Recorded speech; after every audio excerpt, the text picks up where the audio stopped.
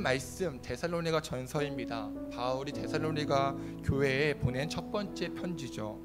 데살로니가 교회는 바울이 제2차 전도 여정 중에 세운 두 번째 교회인데요. 바울은 데살로니가에서 오래 있지 못했습니다. 왜냐하면 그 지역에 있던 유대인들이 바울을 심하게 박해했거든요. 결국 바울은 유대인들의 박해를 피해 가까운 베레아 지역으로 피신합니다.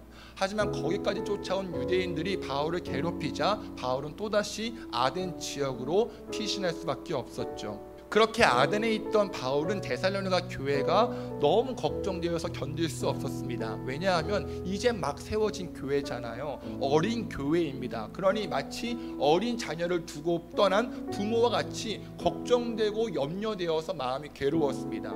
그래서 바울은 몇 번이고 다시 데살로니가로 가기 위해서 노력했지만 그 계획은 번번이 실패했고 바울은 디모데를 대신 보냅니다. 그로부터 얼마 후에 디모데가 데살로니가 교회로부터 가져온 소식은 가지고 바울에게 돌아옵니다.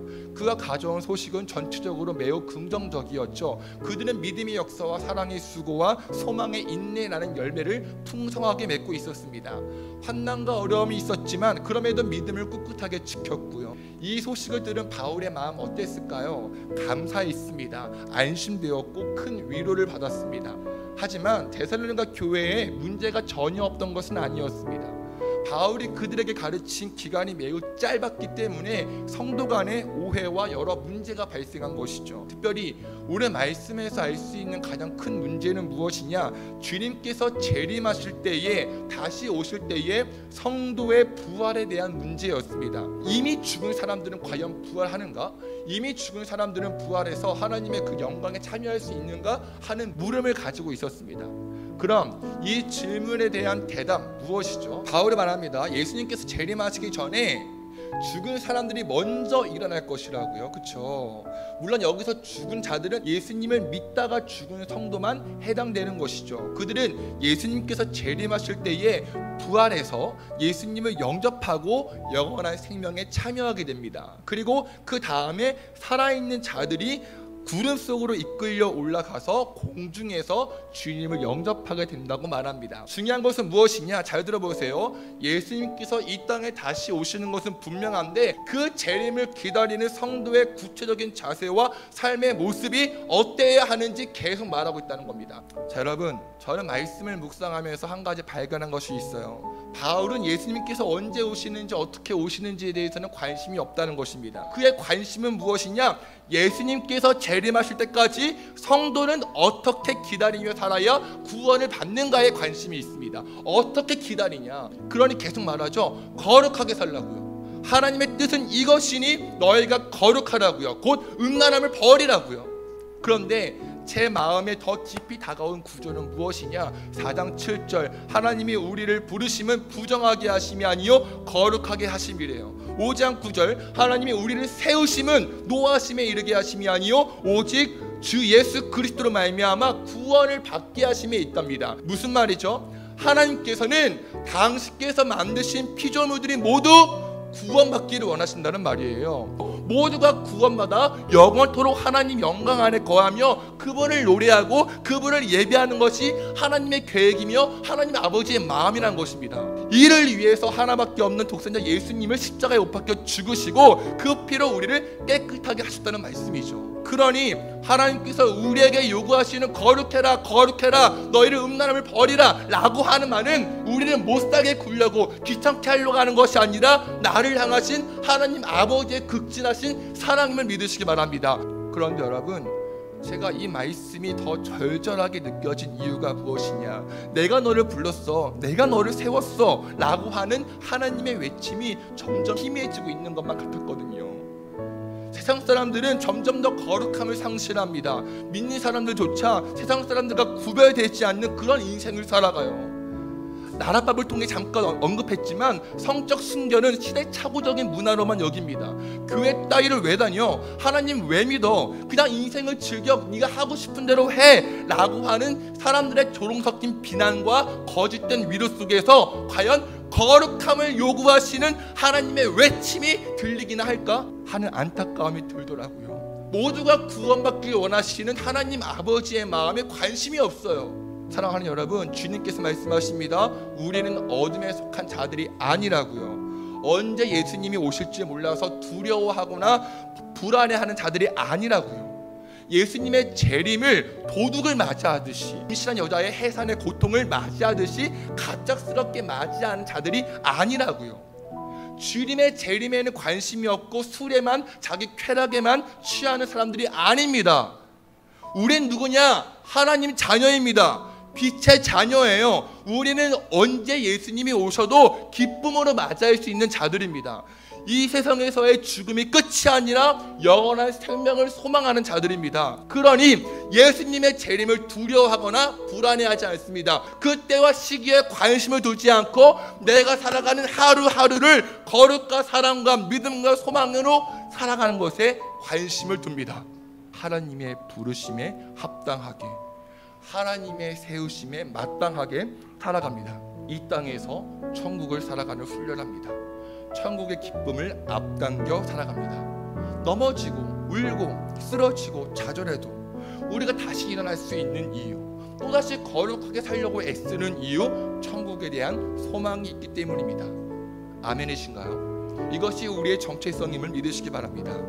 그럼 이제 바울의 관심이 우리의 관심이 되어야 됩니다. 그 관심 무엇이죠? 예수님께서 재림하실 때까지 구원받은 백성의 마땅한 모습은 무엇인가? 바울은 예수님의 죽으심으로 구원받은 백성은 서로 격려하고 서로 덕을 세우라고 합니다. 여기서 격려하다는 말로써 상대방의 마음을 강하게 하는 것입니다. 덕을 세우다는 영적인 성장과 신앙의 견고함을 돕기 위해 서로 용기를 북돋아 주라는 뜻입니다. 그럼 여기서 느껴지는 말의 뜻은 뭐죠? 서로 도와주라는 것입니다. 여러분, 저는 우리 부천 주의 나라 교회가 구원받은 백성이 모인 교회임을 믿습니다.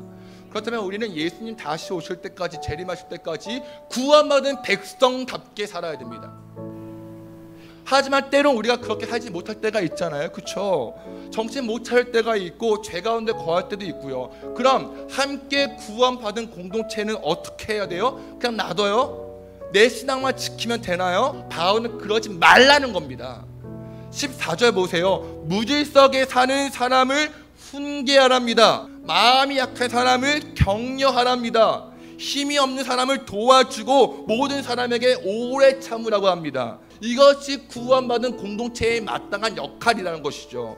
아멘이신가요? 여러분, 구원받은 백성의 모임인 교회는 서로 관심을 갖고 부지런히 겉면하고 위로하고 세워줘야 돼요. 서로가 힘써 추구해야 할 의무이자 책임이란 말이죠. 혼자 타는 촛불은 금방 꺼지지만 함께 타는 모닥불은 쉽게 꺼지지 않습니다. 우리 부천 주의 나라 교회는 모든 백성이 구원받길 원하시는 하나님 마음을 깨닫고 구원받는 백성답게 거룩함과 성결함을 유지하여 예수님의 재림을 두려움으로 맞이하는 것이 아니라 기쁨으로 맞이하기를 축원합니다. 아멘.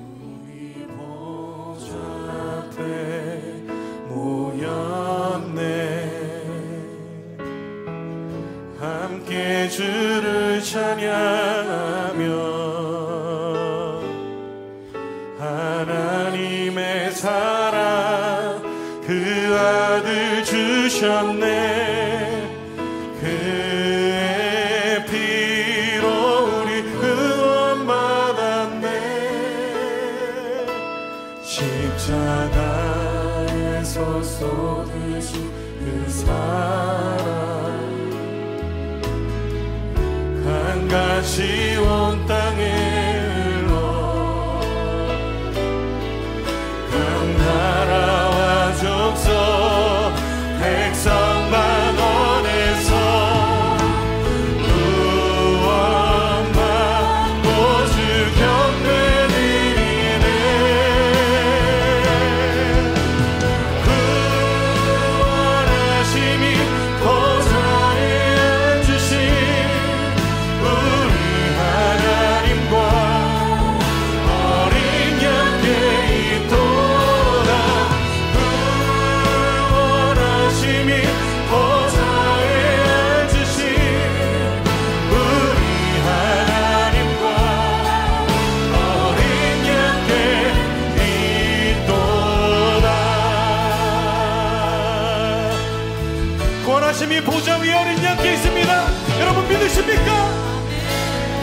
다시 한번 믿음으로 고백하며 나아갑시다.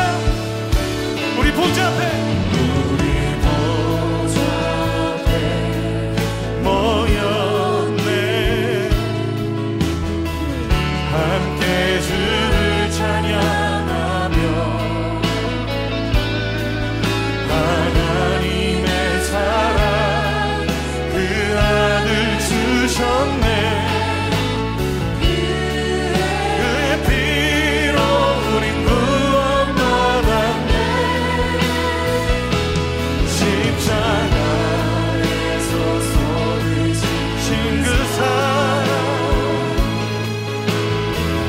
강같이 온 땅에 한 나라와 족속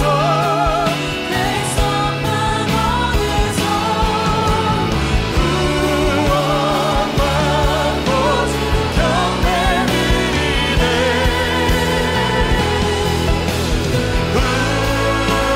구원하심이 보좌에 앉으신 우리 하나님과 어린 양께 있도다.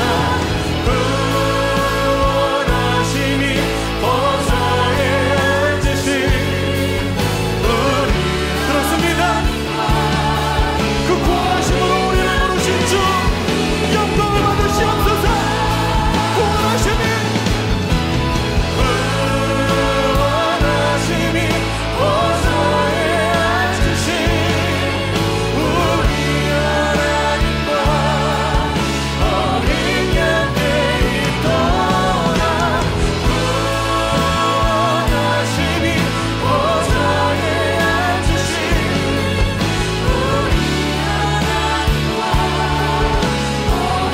우리 목소리로 고백합시다. 구원하심이 구원하심이 보좌에 앉으신 우리 하나님과 어린 양께 있도다. 구원하심이